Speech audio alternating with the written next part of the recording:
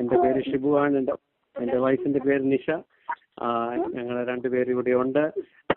Pastor പറഞ്ഞതുപോലെ ദൈവം ഞങ്ങളെ ഇതുവരെ നിർത്തിയിരിക്കുന്നു. ഇതുവരെ നിർത്തി ദൈവത്തിന്റെ വിശ്വസ്തത. ഇന്ന് ഞാൻ 1-2 പ്രാവശ്യം ഞങ്ങൾ രണ്ടുപേരും കഴിഞ്ഞ 2 ആഴ്ചയായിട്ട് ഞങ്ങൾ സാക്ഷ്യം പറഞ്ഞുകൊണ്ടിരിക്കുന്നു. ഇന്ന് രാവിലെ കട്ടിലേന്ന് ഞാൻ എണീറ്റ്, വൈഫ് നിഷ രാവിലെ ജോലിക്ക് കടന്നുപോയി.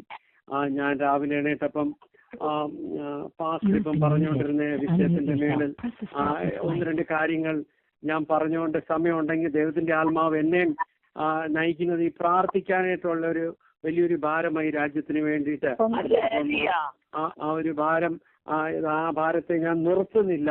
ആ ഭാരം നമ്മൾ തുടർന്നായിട്ട് നമ്മളുള്ളവരെല്ലാരും പ്രാർത്ഥിപ്പാൻ ആ സമയം ഞങ്ങളുടെ ഈ സാക്ഷ്യത്തിന്റെ സമയം ചെലവഴിക്കണം ഞങ്ങളുടെ ഒരു വലിയൊരു ആഗ്രഹം. അപ്പം വിശേഷമായി രാവിലെ എണീറ്റപ്പം ദൈവം ഒരു വലിയൊരു ഭാരത്തോടെ ഞാൻ എണീറ്റത് ഇന്ന് രാവിലെ. അപ്പൊ ഞാൻ ഓർത്ത്, ദൈവമേ, ഈ രാജ്യത്തിന്റെ അവസ്ഥ എന്തായി തീരും? ഇങ്ങനെയൊക്കെ വലിയ ഭാരത്തോടെ ഇരുന്നു. അതിൽ മുമ്പ് ഞാൻ ഒരു കാര്യം മറന്നുപോയി, വിട്ടുപോയി. ഇങ്ങനെ സാക്ഷ്യം പറയുവാനും ഒരു പ്രാവശ്യം നിങ്ങളുടെ മുമ്പിൽ നിൽക്കുവാൻ ഞങ്ങൾക്ക് ഒരു അർഹതയില്ല.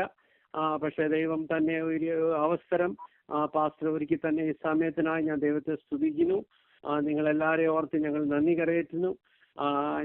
നമ്മളെല്ലാവരും നമ്മൾ അങ്ങോട്ടും ഇങ്ങോട്ടും ആരും അറിയത്തില്ലെങ്കിൽ പോലും ഒരു കുടുംബം പോലെ നമ്മളെ ഈ രാജ്യത്തിന്റെ പല ഭാഗത്തായിട്ടിരിക്കുന്നു. പക്ഷേലും പ്രാർത്ഥനയിലും ആത്മാവിൽ ഒരുമിച്ച് നമ്മൾ പോരാടുന്നു. അതിന്റെ വലിയൊരു സന്തോഷം. നിങ്ങൾ ആരെയും ഞങ്ങൾക്ക് അറിയത്തില്ല. പാസ്റ്ററിനെ പോലും ഞങ്ങൾ കണ്ടിട്ടില്ല. അപ്പം ഞങ്ങൾക്ക് അറിയത്തില്ല. പേരുകൾ മുഖേന അല്ലാതെ ഞങ്ങൾക്ക് ഒരു പരിചയം ആരോടുമില്ല. പക്ഷെ ദൈവം നമ്മളെല്ലാം ഈ ആത്മാവിൽ നമ്മളെ കൂട്ടിക്കെട്ടി വെച്ചിരിക്കുന്നു.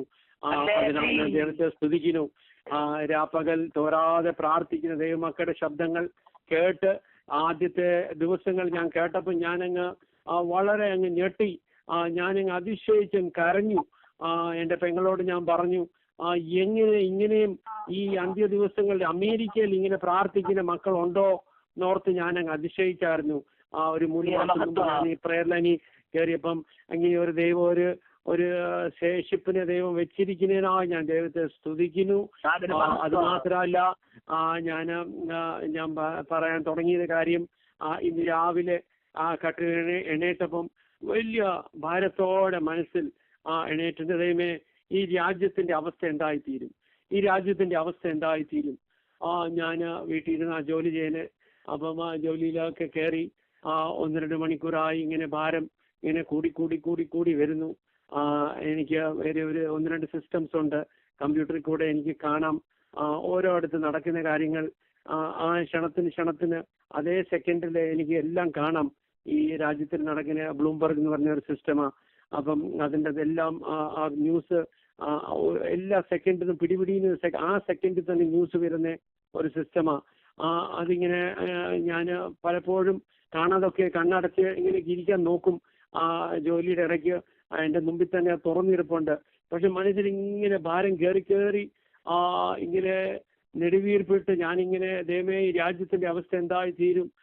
ഇങ്ങനെ തിരമാലകൾ അടിക്കുന്നത് പോലെ വേദന, ഇങ്ങനെ ആ തിരമാലകൾ ഒന്നൊന്നായിട്ട് അന്ന് വന്ന് മനസ്സിനെ ഇങ്ങനെ ഇട്ട് അടിച്ചുകൊണ്ടിരിക്കുമ്പം ദൈവം എന്നോട് ഒരു കാര്യം ഇടപെട്ടു. ആ ഒരു ദൂത്, 1-2 ദൂത് ദൈവം എന്നോട് സംസാരിച്ച് ഞാൻ നിങ്ങളോട് എല്ലാവരോടും ഇന്ന് പങ്കുവെക്കാൻ ആഗ്രഹിക്കുന്നു. ഇത് ഞാൻ ആഗ്രഹിച്ചതല്ല. ഞങ്ങളുടെ സാക്ഷ്യത്തിന്റെ തുടർന്നതായിട്ട് ഞങ്ങൾ അടുത്ത ഘട്ടം ഞങ്ങളെ ജനിച്ചു വളർന്നു രക്ഷയുടെ അനുഭവത്തിലോട്ട് എങ്ങനെ വന്നു അതൊക്കെ പറഞ്ഞു. അത് കഴിഞ്ഞ് ജോലിയുടെ അനുഭവങ്ങളൊക്കെ ഞങ്ങൾ പറഞ്ഞു. അത് കഴിഞ്ഞ് ഇനി കല്യാണത്തിന്റെ കാര്യങ്ങൾ പറയണം എന്നുള്ള ഒരു വലിയൊരു തീരുമാനത്തോടെ ഞങ്ങൾ ഇന്ന് രാത്രി ഇരിക്കുമായിരുന്നു. ഞങ്ങൾക്കറിയാം ഈ ലൈനിലെ പലരും അവരുടെ മക്കൾക്ക് വേണ്ടി, അവരുടെ കല്യാണത്തിന് വേണ്ടി പ്രാർത്ഥിക്കുകയും പ്രയർ ലൈനിൽ ഒത്തിരി മക്കളുടെ കാര്യങ്ങളൊക്കെ പറഞ്ഞ് പ്രാർത്ഥിക്കുന്ന ഒരു വലിയ വിഷയമാണ് ആ പ്രയർ ലൈൻ. അപ്പം ഞങ്ങൾ അങ്ങനെ പ്ലാൻ ചെയ്ത് ഇങ്ങനെ ഇരിക്കുമായിരുന്നു. പക്ഷേ ദൈവത്തിന്റെ ആത്മാവ് അങ്ങനെയല്ല ഈ വൈകിയ സമയത്ത് പ്ലാൻ ചെയ്തിരിക്കുന്നത്. എൻ്റെ മനസ്സ് പറയുന്നു, ആത്മാവ് നടത്തുന്നു. ഈ വലിയൊരു ദൂത് ദൈവം എന്നോട് ഇന്ന് ഉച്ചയ്ക്ക് രാവിലെ സംസാരിച്ച് ഈ ദൂതുകൾ പറഞ്ഞ് നമുക്ക് കുറച്ചു നേരം ബാക്കി സമയം പ്രാർത്ഥനയിൽ ഈ പാസ്റ്റർ പറഞ്ഞ വിഷയത്തിന്റെ മേളിൽ പ്രാർത്ഥിക്കാം എന്നുള്ളൊരു വലിയൊരു ഭാരം എൻ്റെ മനസ്സിൽ ഇപ്പോഴും കിടപ്പുണ്ട്. ആ ഒരു ഭാരം പാസ്റ്ററിന്റെ അതേ ഒരു ഭാരമാണ് എൻ്റെ മനസ്സിലും. അപ്പം so I thank the Lord. ആ ഒരു ഭാരം ദൈവം സെയിം ഭാരം എനിക്കും തന്നത് കൊണ്ട് ഞാൻ ഇന്ന് രാവിലത്തേക്ക് ഞാൻ തിരിച്ചു വരാം. അപ്പം ഈ ഭാരത്തോടെ ഞാൻ ഇങ്ങനെ ഇരിക്കുമ്പോൾ ഞാൻ ദൈവത്തോട് ഇങ്ങനെ ചോദിച്ചുകൊണ്ടിരുന്നപ്പം ദൈവം എന്നോട് ഒരു കാര്യം ഇടപെട്ടു. ഒരു മിനിറ്റ്, ഒറ്റ മിനിറ്റ്. ഒരു കാര്യം ചെയ്യും, ഈ പ്രാർത്ഥന ആണെങ്കിൽ 9 മുതൽ 10 വരെ അങ്ങ് ലീഡ് ചെയ്യാം. Okay. Can you do that up to 10 o'clock? Is it okay? Yes, Pastor. Yes. Yeah, no problem. Please do that. Continue. 10 മണി കഴിഞ്ഞിട്ട് പ്രാർത്ഥന ലീഡ് ചെയ്ത് 10 മണി വരെ പോയി കേട്ടോ. Please. Okay. Thank you very much. Thank you very much. Okay. Sure. Okay. Thank you, Pastor. Thank you. സ്തോത്രം. അപ്പം രാവിലെ അങ്ങനെ ആയപ്പം ഒരു 10:10 ആയപ്പം ഞാനിങ്ങനെ ഭാരത്തോടെ ഇങ്ങനെ ഇരിക്കുമ്പം ദൈവത്തിന്റെ ആത്മാവ് എന്നോട് വളരെ ശക്തമായിട്ട് എന്നോട് പറഞ്ഞു, നീ മേളിലോട്ട് നോക്ക്. ഉയർന്നിരിക്കുന്ന ഒരു സിംഹാസനമുണ്ട്. ഞാൻ അതിൽ ഇപ്പോഴും ഇരിപ്പുണ്ട്. ഞാൻ മാറിയിട്ടില്ല. എന്റെ സിംഹാസനത്തെ ആരും തൊടത്തില്ല. ഇങ്ങോട്ട് ആരും കയറി വരുത്തുമില്ല. ഞാൻ പറയാതെ കൊണ്ട് ദൈവം എന്നോട് പറഞ്ഞു, നീ എന്നെ നോക്ക്. Look at me. നീ എന്നെ നോക്ക്.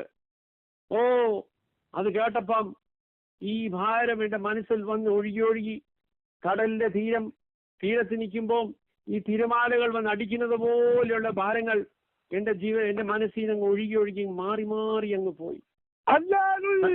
സങ്കീർത്തനം 34:5 പറയുന്നത് പോലെ അവിടെ വചനം ഇങ്ങനെയാ പറയുന്നത്, അവങ്കിലേക്ക് നോക്കിയവർ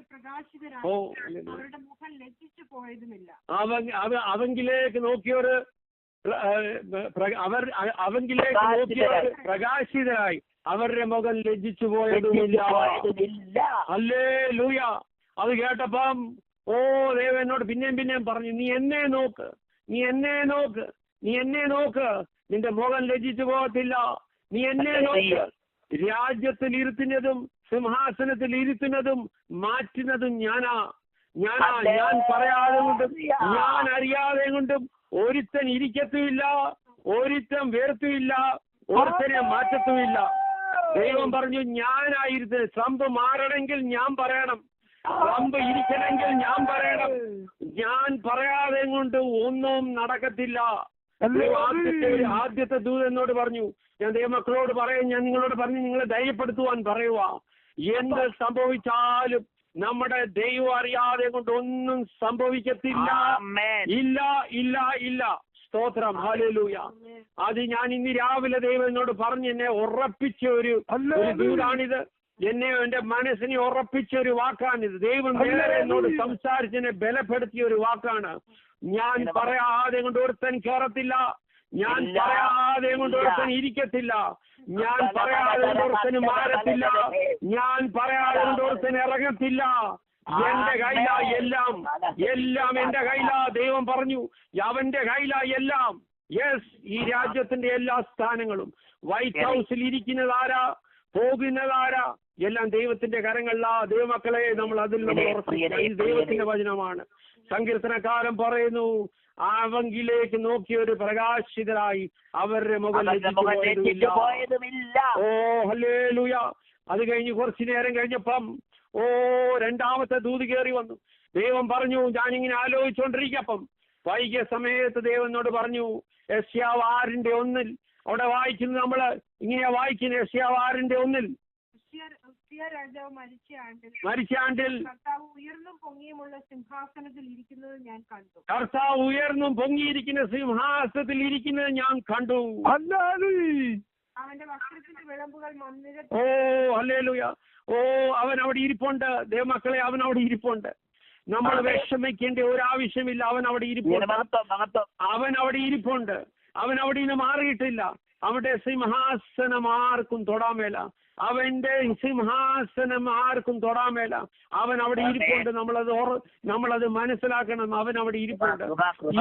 ഈ കൃപ ഈ ദൂതദേവ എന്ന് പറഞ്ഞ് എന്നെ മനസ്സിലോട്ട് വന്നപ്പം എന്റെ വേദന, എന്റെ ഭാരം, കഴിഞ്ഞ 2-3 ദിവസമായിട്ടുള്ള ഭാരം അതുപോലെ ഒഴുകിപ്പോയി. ദൈവം ഇരിക്കുന്നു. ദൈവം പറഞ്ഞു, എടാ നീ അവിടെ താഴെ ഇരിക്കാതെ നീ ഇച്ചിരി ഒന്ന് പറന്നൊന്ന് നടന്നേന്ന് പറഞ്ഞു. പറക്കാൻ പറഞ്ഞു. ഇച്ചിരി ഒന്ന് പറക്കാൻ പറ്റുമോ എന്ന് പറഞ്ഞു. എന്നോട് ദൈവം പറഞ്ഞു, നീ ഒന്ന് പറക്ക്, നീ ഇരിക്കുന്നിടത്ത് നീ ഒന്ന് പറക്ക്, മേളിലോട്ടൊന്ന് പറക്ക്. എന്റെ കാര്യങ്ങൾ, എന്റെ വിഷയങ്ങൾ ആത്മീയ വിഷയങ്ങളെ നീ ഒന്ന് നോക്കിയേ. അതൊക്കെ വലിയ ഉയർന്ന വലിയ വിഷയങ്ങളാ. ആത്മീയ വിഷയങ്ങളിലോട്ട് നീ നോക്കടാ. നിന്റെ കണ്ണുകൾ അങ്ങോട്ട് നീ ഉയർത്ത്. നിന്റെ കണ്ണുകളെ നീ അങ്ങോട്ട് ഉയർത്താൻ പറഞ്ഞു. ദൈവം പറഞ്ഞപ്പം ഈ നിസ്സാരമായ കാര്യങ്ങൾ, ഈ വിഷയങ്ങൾ, ഈ ഭാരങ്ങൾ, ഈ മനപ്രയാസങ്ങൾ അങ്ങ് ഒഴുകി. എന്റെ ഡാഡി പാടിക്കൊണ്ടിരുന്ന ഒരു പഴയ ഒരു പാട്ട്, ആ പാട്ടിന്റെ 1-2 ശീലങ്ങൾ പാടുവാൻ ഞാൻ ആഗ്രഹിക്കുന്നു. ഉയർത്തിടും ഞാൻ എന്റെ കണ്ണുകൾ തുണയാരോളോ വൻകിരിയിൽ എൻ സഹായം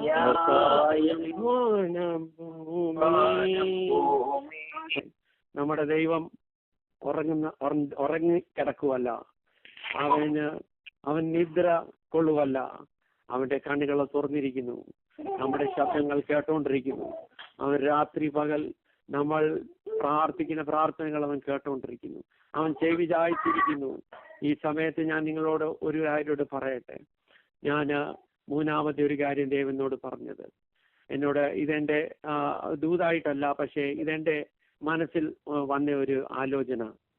ആ 2 ദൂത് കഴിഞ്ഞപ്പം വൈകുന്നേരം സമയം ദൈവം എന്നോട് പറഞ്ഞു, കുറച്ച് സമയോടെ നീട്ടി തരുവാണെങ്കിൽ, ട്രംപിന് കുറച്ച് സമയോടെ കർത്താവ് നീട്ടി കൊടുക്കുവാണെങ്കിൽ, ശുശ്രൂഷയ്ക്കും ഈ ഗോസ്പലിനും സുവിശേഷ വേലത്തിന് വേണ്ടിയിട്ട് കുറച്ച് സമയോടെ ദൈവം നീട്ടുന്നു.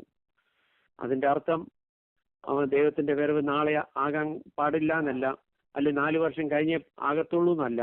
പക്ഷേ സുവിശേഷത്തിന് കുറച്ച് സമയോടെ ദൈവം നീട്ടിത്തീർന്നു. അല്ല വേറെ ഒരാള് ഡെമോക്രാറ്റിക് കാൻഡിഡേറ്റ് ബൈഡൻ ദൈവം ഇരുത്താൻ പോകുന്നതെങ്കിൽ ദൈവത്തിന്റെ വരവ് വളരെ അടുത്ത് ആയിരിക്കുന്നു. ഈ 2 കാര്യങ്ങൾ ദൈവം എന്റെ മനസ്സിൽ എന്റെ ആലോചന ദൈവം ഞാൻ നിങ്ങളോടൊന്ന് പങ്കുവെക്കുന്നേ ഉള്ളൂ. സോ 2 ഈ ആലോചനകൾ ഞാൻ പറഞ്ഞു. അത് മാത്രമല്ല, ദൈവം എന്നോട് രാവിലെ തന്നെ ദൂത് ഞാൻ നിങ്ങളോട് പറഞ്ഞു. അപ്പം ഇതൊക്കെ കേട്ടിട്ട് നമ്മൾ ദൈവമക്കൾ ഒരു കാരണവശാലും വിഷമിക്കുവാൻ ഒരു അവകാശമില്ല, ഒരു വകയില്ല. നമ്മൾ ഒരു കാരണവശാലും വിഷമിക്കല്ലേ. ദൈവമേ, എല്ലാം നിന്റെ കരങ്ങളിലാ, അവന്റെ കയ്യിലാ എല്ലാം, ആധിപത്യം എല്ലാം അവന്റെ കൈകളിലാ. വചനം അങ്ങനെയാണല്ലോ പറയുന്നത്. സോ ഇത്രയും പറഞ്ഞുകൊണ്ട് ഞാൻ നിങ്ങളോട് പാസ്റ്റർ അത്രയും കാര്യങ്ങൾ പറഞ്ഞപ്പം എന്റെ മനസ്സിൽ ഇരുന്ന ഈ വാക്കുകൾ, എന്റെ ഈ ദൂത് എനിക്ക് അടച്ചു വെക്കാൻ പറ്റിയില്ല. ഞാൻ നിങ്ങളോട് പറഞ്ഞ് നിങ്ങളെ ബലപ്പെടുത്തുവാൻ പറഞ്ഞതേ ഉള്ളൂ. നമുക്ക് കുറച്ചു നേരം കഴിഞ്ഞ് പിന്നെ തുടർച്ചയായിട്ട് പ്രാർത്ഥനയിൽ നമുക്ക് കുറച്ചുകൂടെ പോരാടാം ഈ വിഷയങ്ങൾക്ക് വേണ്ടിയിട്ട്. പാസ്റ്റർ രാവിലെ വിളിച്ചപ്പം ഒരു കാര്യം കൂടെ പറഞ്ഞു. ലാസർ മരിച്ച് 4 ദിവസം കഴിഞ്ഞിട്ട് ആ ദൈവം കടന്നു വരുന്നത്. യെസ്, പലപ്പോഴും ദൈവം താമസിക്കും. ദൈവത്തിന്റെ വലിയ പ്രവർത്തികൾക്ക് നമ്മൾ കാണുവാൻ, നമ്മുടെ കണ്ണുകൊണ്ട് കാണുവാൻ, നമ്മുടെ ചെവിയും കൊണ്ട് നമ്മൾ കേൾക്കുവാൻ ദൈവം ചിലപ്പം താമസിക്കും.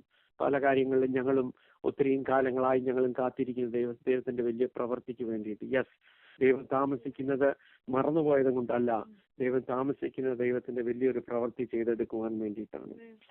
അത്രയും കാര്യങ്ങൾ പറഞ്ഞുകൊണ്ട് ഞങ്ങളുടെ ചെറിയൊരു സാക്ഷ്യത്തിലോട്ട് ഞാൻ കടന്നു വരുന്നു. ഞങ്ങള് 2 ആഴ്ചക്ക് മുമ്പ് ഞങ്ങൾ 2 പേരോട് പാസ്റ്റർ സാക്ഷ്യം പറയണമെന്ന് പറഞ്ഞപ്പം ഞാൻ എൻ്റെ വൈഫിന്റെ പേര് നിഷയാണ്. നിഷ പറഞ്ഞു, ഞാൻ പറഞ്ഞു ഈ പ്രെയർ ലൈനിലെ വൺ ഓഫ് ദി ഒത്തിരി ഇമ്പോർട്ടൻ്റ് ആയിട്ട് എപ്പോഴും പ്രാർത്ഥിച്ചുകൊണ്ടിരിക്കുന്ന ഒരു വിഷയം മക്കളുടെ കല്യാണം വിഷയമാണല്ലോ എന്ന് പറഞ്ഞ് ഞാൻ നിഷയോട് പറഞ്ഞപ്പോൾ നമ്മുടെ കല്യാണത്തിന്റെ കാര്യം ദൈവം എങ്ങനെ നമ്മളെ കൂട്ടി യോജിപ്പിച്ചു ആ വിഷയങ്ങളൊന്ന് പറയാം ഞാൻ പറഞ്ഞപ്പം നിശ പറഞ്ഞു അതിനേക്കാളും നല്ലത് നമ്മൾ ഏത് ഭവനത്തിൽ ജനിച്ചു വളർന്നു, എവിടെ എങ്ങനെ രക്ഷിക്കപ്പെട്ടു സ്നാനപ്പെട്ടു അങ്ങനെ തുടങ്ങുന്നതല്ലേ നല്ലത് എന്നോട് പറഞ്ഞു 2 ആഴ്ചക്ക് മുമ്പ്. അപ്പൊ ഞാൻ പറഞ്ഞു അതേ കറക്റ്റാ, അത് ശരിയാണല്ലോ. നമ്മുടെ ദൈവം നമ്മളെ കൊണ്ടുവന്ന വഴികൾ ആണല്ലോ ആദ്യം പറയേണ്ടതെന്ന് ഓർത്ത് ഞങ്ങളെ കഴിഞ്ഞ 2 ആഴ്ച കാലം ഞങ്ങളുടെ ദൈവം എങ്ങനെ ഞങ്ങളെ രക്ഷിക്കപ്പെടുത്തി, ഞങ്ങളെങ്ങനെ രക്ഷിക്കപ്പെട്ടു, എങ്ങനെ സ്നാനപ്പെട്ടു, മാർത്തോമാ കുടുംബത്തിൽ ജനിച്ചു വളർന്നു. പക്ഷേലും ദൈവത്തെ അറിയുവാൻ ഞാൻ കഴിഞ്ഞ ആഴ്ചകൾ പറഞ്ഞല്ലോ, നിങ്ങളെ ഇപ്പം കേട്ടിട്ട് മനസ്സിലായി കാണും. എൻ്റെ മലയാളം അത്ര വലിയ നല്ല മലയാളം ഒന്നുമല്ല, ഈ പറഞ്ഞെങ്കിൽ അടുക്കള ഭാഷയാണ്. ഞാൻ നിങ്ങളൊക്കെ പ്രാർത്ഥിക്കുന്നത് കേൾക്കുമ്പം ഞാൻ പലപ്പോഴും തെറ്റിദ്ധരിക്കല്ലേ, അമ്മച്ചിമാരൊക്കെ പ്രാർത്ഥിക്കുമ്പോഴും ഒക്കെ പലപ്പോഴും ഞാൻ പലരുടെ പ്രാർത്ഥനകൾ ഞാൻ റെക്കോർഡ് ചെയ്ത് വെച്ചിട്ടുണ്ട് എൻ്റെ കമ്പ്യൂട്ടറിൽ. ബിക്കോസ് യൂട്യൂബിൽ പോയി കഴിഞ്ഞാൽ നമുക്ക് മെസ്സേജ് ഒക്കെ കിട്ടും, എത്ര മെസ്സേജ് വേണേ ഉണ്ട്. പക്ഷെ കണ്ണുനീരോടെ പ്രാർത്ഥിക്കുന്ന അമ്മച്ചിമാരുടെ അപ്പച്ചന്മാരുടെ പ്രാർത്ഥനയൊന്നും കിട്ടത്തില്ല യൂട്യൂബിൽ. അതുമാത്രമല്ല യൂട്യൂബില് ആരാധന പാസ്റ്റർ പറയുന്ന പോലെ ആരാധന കിട്ടത്തില്ല. പക്ഷെ പലപ്പോഴും പല അമ്മച്ചിമാരൊക്കെ കണ്ണുനീരോടെ ആത്മാർത്ഥതയോടെ ഏത് ഭവനത്തിലാ ഏത് സ്റ്റേറ്റിലാ ഇരുന്ന് പ്രാർത്ഥിക്കുന്നതെന്ന് ഞങ്ങൾക്ക് അറിയത്തില്ല, അമ്മച്ചിമാരെ ഞങ്ങൾക്ക് അറിയത്ത് പോലും ഇല്ല. പക്ഷേ അവരവിടെ പ്രാർത്ഥിക്കുമ്പം ദൈവത്തിന്റെ ആത്മാവും ഞങ്ങളുടെ ജീവിതത്തിൽ പല കാര്യങ്ങൾ ദൈവം ചെയ്തുകൊണ്ടിരിക്കുന്നു. അപ്പൊ ഞാൻ നിങ്ങളെ ധൈര്യപ്പെടുത്താനും ബലപ്പെടുത്താനും പറയുന്നു, നിങ്ങളുടെ പ്രാർത്ഥനയൊക്കെ ദൈവം കേൾക്കുന്നു. അതുമാത്രമല്ല ഞാൻ കേൾക്കുന്നു, ഞങ്ങൾ കേൾക്കുക മാത്രമല്ല ഞങ്ങൾ റെക്കോർഡും ചെയ്യുന്നുണ്ട്. ചില പ്രാർത്ഥനകളൊക്കെ അത്ര പ്രാർത്ഥനകളൊക്കെ ഞാൻ റെക്കോർഡ് ചെയ്ത് പലപ്പോഴും ചില അമ്മച്ചിമാര് 10-15 മിനിറ്റ് ഒക്കെ പ്രാർത്ഥിക്കും, നീണ്ട പ്രാർത്ഥനയായിരിക്കും. പക്ഷെ ആ 10-15 മിനിറ്റിൽ പ്രാർത്ഥിക്കുമ്പം അതിൻ്റെ അകത്ത് അറ്റ്ലീസ്റ്റ് ഒരു 20-25 വചനങ്ങൾ പറഞ്ഞാ പ്രാർത്ഥിക്കുന്ന ചില അമ്മച്ചിമാര്. അത് കേൾക്കുമ്പം ഞാനങ്ങ് അതിശയിക്കേണ്ടതേമേ, പ്രായത്തിലും ഈ വചനങ്ങൾ ഇങ്ങനെ ഒന്നൊന്നായി തോരാതെ ഈ മാല കോർക്കുന്നത് പോലെ കോർത്താ ഇവര് പ്രാർത്ഥിക്കുന്നത്. അതൊക്കെ കേൾക്കുമ്പോൾ എനിക്ക് ഭയങ്കര സന്തോഷമാണ്. വൈകുന്നേരം 1-1.5 മണിക്കൂറൊക്കെ പ്രാർത്ഥിക്കുന്ന ആന്റിമാരൊക്കെ ഉണ്ട്, എനിക്കറിയാം. അവരുടെയൊക്കെ പ്രാർത്ഥനകളൊക്കെ ഞാൻ റെക്കോർഡ് ചെയ്ത് വെച്ചിട്ടുണ്ട്. ഇന്നലെ നാളെ എനിക്ക് ജോലി തിരിച്ചു പോകേണ്ടതായിട്ട് വരുമ്പം എനിക്ക് ഒരു പക്ഷെങ്കിൽ ഈ പ്രയർ ലൈനിൽ കയറാൻ പറ്റത്തില്ലെങ്കിൽ ആ സമയങ്ങളൊക്കെ എനിക്ക് വഴിയാത്രയൊക്കെ കേൾക്കാനായിട്ട് ഞാൻ പല പ്രയറുകൾ ഒക്കെ ഞാൻ റെക്കോർഡ് ചെയ്ത് വെച്ചിട്ടുണ്ട്. അതുമാത്രമല്ല നിങ്ങളൊക്കെ പ്രാർത്ഥിച്ചുകൊണ്ടിരിക്കുമ്പോഴൊക്കെ ചില നല്ല വാക്യങ്ങൾ മലയാളത്തിൽ ചില വേർഡ്സ് ഒക്കെ കിട്ടുമ്പോൾ ഞാനത് ഇംഗ്ലീഷിൽ എഴുതി വെക്കുന്നത്. അതങ്ങനെയാണ് ഞാൻ മലയാളം പഠിച്ചു വരുന്നത്. ഞാൻ അപ്പം വലിയ വലിയ വാക്യങ്ങൾ ഫാസ്റ്റർ ടി.വി. ജോർജും അതുപോലെ അങ്ങനെ ദേവദാസന്മാരൊക്കെ പറയുന്ന വാക്കുകളൊക്കെ വലിയ വലിയ വാക്കുകൾ ഞാൻ ആദ്യമായിട്ടാണ് കേൾക്കുന്ന. ചില വാക്കുകളൊക്കെ ഞാൻ ഇംഗ്ലീഷിൽ അത് എഴുതി വെച്ച് ഞാൻ ആവർത്തിച്ചങ്ങ് പറയും. കൊച്ചു പിള്ളേർ ABCD പറയുന്ന പോലെ A four apple, B four boy എന്നൊക്കെ പറയുന്ന പോലെ ഞാനത് ആ വാക്കുകളൊക്കെ ഇങ്ങനെ ആവർത്തിച്ച് പറഞ്ഞ് പഠിക്കും. അങ്ങനെ പറഞ്ഞു പഠിച്ച് ഇത്രയൊക്കെ പറയുന്നത് ശരിക്കും പറഞ്ഞാൽ. ബിക്കോസ് ശരിക്കും പറഞ്ഞാൽ മലയാളം എൻ്റെ 4th ലാംഗ്വേജാ. ശരിക്കും ഇംഗ്ലീഷ്, ഹിന്ദിയും തെലുങ്കും ഒക്കെ കഴിഞ്ഞാൽ മലയാളം എൻ്റെ ഭാഷ. അപ്പം ഞാൻ നിങ്ങളെ ഇത്രയും പറഞ്ഞ് ഞാൻ നിങ്ങളുടെയൊക്കെ പ്രാർത്ഥന കേട്ട് വളരെ സന്തോഷിക്കുന്നു. ഓരോ ദിവസം നിങ്ങളുടെ പ്രാർത്ഥന ഞങ്ങൾക്ക് ഒത്തിരി വലിയൊരു സന്തോഷം മാത്രമല്ല, ഞങ്ങൾക്ക് വലിയൊരു തുണയാ, ഞങ്ങൾക്ക് വലിയൊരു ബലമാ ഞങ്ങളുടെ കുടുംബജീവിതത്തിലും എൻ്റെ ജീവിതത്തിലും. അപ്പോൾ ഞാൻ ഒരു പ്രാവശ്യം ഇവിടെ നന്ദി കരയേറ്റുന്നു ഈ പ്രയർ ലൈനിനും പാസ്റ്ററിനും. അതുമാത്രമല്ല ഈ പ്രയർ ലൈനിൽ വന്നിങ്ങനെ സാക്ഷ്യം പറയാനൊക്കെ ഇങ്ങനെ അവസരം തരുന്നത് തന്നെ എന്നെ അപേക്ഷിച്ച് ഞാൻ ഇതിനൊന്നും അർഹതയില്ലാത്തതാ. പക്ഷേ ദൈവം എനിക്ക് തന്നെ അവസരങ്ങൾ തക്കതായിട്ട് ഉപയോഗിക്കണമല്ലോ. ഞാൻ അത്രയും പറഞ്ഞല്ലോ. അപ്പം കല്യാണത്തിന്റെ കാര്യം വന്നപ്പം എൻ്റെ ഒരു ആഗ്രഹമായിരുന്നു, ദൈവമേ മലയാളമോ എനിക്കറിയത്തില്ല, അപ്പം ഞാൻ കല്യാണം കഴിക്കാൻ പോകുന്ന കൊച്ചിന് ഡെഫിനറ്റ്ലി മലയാളം എഴുതുകയും വായിക്കുകയും ചെയ്യുന്ന ഒരു കൊച്ചായിരിക്കണം. എൻ്റെ ഒരു ആഗ്രഹം. ഞാൻ പാസ്റ്റർ പറയുന്ന പോലെ നിങ്ങളൊക്കെ എഴുതി വെച്ച് പ്രാർത്ഥിക്കണം എന്നൊക്കെ പറയുന്നത് പോലെ എൻ്റെ ഒരു ലിസ്റ്റിലുണ്ടായിരുന്ന ഒരു ഐറ്റമാണ്. പുള്ളിക്കാരി മലയാളം വായിക്കുകയും എഴുതുകയും ചെയ്യാവുന്ന ഒരാളായിരിക്കണം. ശുശ്രൂഷയിലൊക്കെ ദൈവം ആ രീതിയിൽ ദൈവം കൊണ്ടുപോകുവാണെങ്കിൽ എൻ്റെ കൂടെ ശുശ്രൂഷിക്കുന്ന ഒരാള് മലയാളം വായിക്കുക എഴുതാൻ ചെയ്യുന്ന ഒരാളുണ്ടെങ്കിൽ ബലമായിരിക്കുന്ന ഓർത്തിട്ട് ഞാൻ അങ്ങനെ ഒരു ആഗ്രഹം ദൈവസന്നിധിയിൽ വെച്ചു. ഇപ്പോഴാണെങ്കിലും മലയാളം വായിച്ചത് പുള്ളിക്കാരിയ നിശ്ചയ. അപ്പം അങ്ങനെ ഒരു ആഗ്രഹം. പിന്നെ രണ്ടാമത്തെ ഒരാഗ്രഹം, കല്യാണം കഴിക്കാൻ പോകുന്നതിന് മുമ്പ് അതേമേ ഞാൻ ഒരു മാർത്തോമ കുടുംബത്തിൽ ജനിച്ചു. ഫാദറും മദറും ഡാഡിയും മമ്മിയും അവർ മാർത്തോമയില. എൻ്റെ ഫാദറ് കഴിഞ്ഞ വർഷം ഫെബ്രുവരി ഈ ലോകം വിട്ട് കടന്നുപോയി. 5 വർഷം മുമ്പ്, ഇന്നലെ 5 വർഷം മുമ്പ് എൻ്റെ മമ്മി കടന്നുപോയി. ദൈവസന്നിധിയിൽ രണ്ടുപേരും കടന്നുപോയി.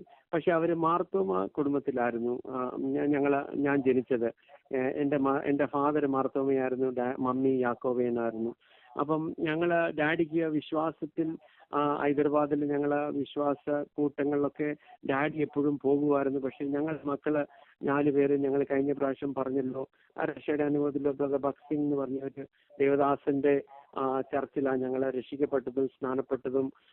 അവിടെ വളർന്നതും, വചനത്തിൽ വളർന്നതും, വചനം പഠിപ്പാനും വചനത്തിൽ ആഴമായി വചനത്തിന്റെ സത്യങ്ങൾ അറിയുവാനൊക്കെ ഞങ്ങളെ ദൈവം അവിടെയാണ് സഹായിച്ചത്. അപ്പൊ അങ്ങനെ ആ ഒരു രീതിയിൽ ഞങ്ങൾ വളർന്നു വരുമ്പം ഡാഡിക്ക് വലിയൊരു ആഗ്രഹം ഉണ്ടായിരുന്നു. പെന്തിക്കോസ്റ്റ് ചർച്ചിലൊക്കെ പോയി. അന്ന് ഒത്തിരി പെന്തിക്കോസ്റ്റ് ചർച്ചുകളൊന്നും ഇല്ല ഹൈദരാബാദിൽ. പക്ഷേലും പോകുവാനും അവിടെ ചെന്ന് കൂടാനും ആരാധിക്കാനൊക്കെ. പക്ഷെ മമ്മിക്ക് വലിയ താല്പര്യം ഇല്ലായിരുന്നു. എൻ്റെ മമ്മിക്ക് യാക്കോബ കുടുംബത്തിൽ നിന്ന് വന്നതുകൊണ്ട് വലിയ താല്പര്യം ഇല്ലായിരുന്നു. പക്ഷെ കല്യാണത്തിന്റെ കാര്യം വന്നപ്പം വലിയൊരു ബുദ്ധിമുട്ടായി മാറി. ബിക്കോസ് ഞാൻ വിശ്വാസത്തിൽ ഞാൻ രക്ഷിക്കപ്പെട്ടു, സ്നാനപ്പെട്ടു. പക്ഷേ എൻ്റെ ഡാഡി മമ്മിയും മാർത്തോമയിലായതുകൊണ്ട് മാർത്തോമയിലുള്ള പെൺകുട്ടികൾ അപ്പൊ അവരാരും മിക്കവാറും രക്ഷിക്കപ്പെട്ടതാകാൻ സാധ്യത കുറവാ. അപ്പം അതുകൊണ്ട് എനിക്ക് വലിയൊരു ഭാരം. പക്ഷേ അറ്റ് ദ സെയിം ടൈം ഞാൻ ദൈവത്തോട് പറഞ്ഞു, അവരെ വിഷമിപ്പിക്കാൻ എനിക്ക് ബുദ്ധിമുട്ടായി. എനിക്ക് അവരെ വിഷമിപ്പിക്കണം എന്നില്ല. പക്ഷെ നീ എങ്ങനെയാ വഴി തുറക്കുന്നേ? ദൈവസന്നിധി ഞാൻ ഏൽപ്പിച്ച് പ്രാർത്ഥിക്കാൻ തുടങ്ങി. ആൺപിള്ളേരുള്ള മാതാപിതാക്കളോട് ഞാൻ ഒരു കാര്യം പറയാം. പലപ്പോഴും ആൺപിള്ളേര് ഇമോഷണലി, മെന്റലി അവര് കല്യാണത്തിന് വേണ്ടി തയ്യാറാകുന്നത് പലപ്പോഴും ഇച്ചിരി താമസിച്ചിട്ടാണ്. അപ്പം അവരെ കുറച്ചുകൂടെ പുഷ് ചെയ്യേണ്ടത്, പെൺപിള്ളേരെക്കാട്ടിലും കുറച്ചുകൂടെ പുഷ് ചെയ്യേണ്ടത് ആൺപിള്ളേരെയാ. ബിക്കോസ് ആൺപിള്ളേർ എപ്പോഴും അത് തള്ളി മാറ്റി അങ്ങ് വെക്കുന്ന ഒരു പതിവാ ആൺപിള്ളേർക്ക്. ആ സമയത്ത് പെൺപിള്ളേരാണെങ്കിൽ ചെറുപ്പം മുതലേ അമ്മയും അപ്പനും ഒക്കെ അമ്മമാര് പറഞ്ഞ് അവരെ ഒരു പ്രായമൊക്കെ ആകുമ്പം അവര് ഓൾമോസ്റ്റ് റെഡിയൊക്കെ ആകാൻ സാധ്യതയുണ്ട്. പക്ഷെ ഇന്ന് അമേരിക്കയിലൊക്കെ ഒരു പ്രശ്നമായി വന്നിരിക്കുന്നത് എന്താന്ന് പറഞ്ഞു കഴിഞ്ഞെങ്കിൽ ആൺപിള്ളേരൊക്കെ പഠിക്കണം, കുറച്ചുകൂടെ പഠിക്കണം, ഇച്ചിരൂടെ പഠിക്കണം, ജോലിയാകണം, നല്ല ജോലിയാകണം, കുറച്ചുകൂടെ മെച്ചമായിട്ടുള്ള ജോലിയാകണം. അങ്ങനെ ആയി സമയം കഴിഞ്ഞു പോകുന്നത് കൊണ്ടാ ഇവിടെ പലർക്കും ബുദ്ധിമുട്ടായി വരുന്നത്. പക്ഷെ ഞാനൊരു കാര്യം പറയുന്നത്, ആൺപിള്ളേരുടെ മാതാപിതാക്കളോട് പറയുന്നത്, അവരെ ആൺപിള്ളേരെ കുറച്ചുകൂടെ പുഷ് ചെയ്യണം. ബിക്കോസ് ഞാൻ എൻ്റെ ഒരു എക്സ്പീരിയൻസ് കൊണ്ടാണ് ഞാനിത് പറയുന്നത്. എന്താന്ന് പറഞ്ഞു കഴിഞ്ഞാൽ ആൺപിള്ളേർ കുറച്ചുകൂടെ ഇമോഷണലി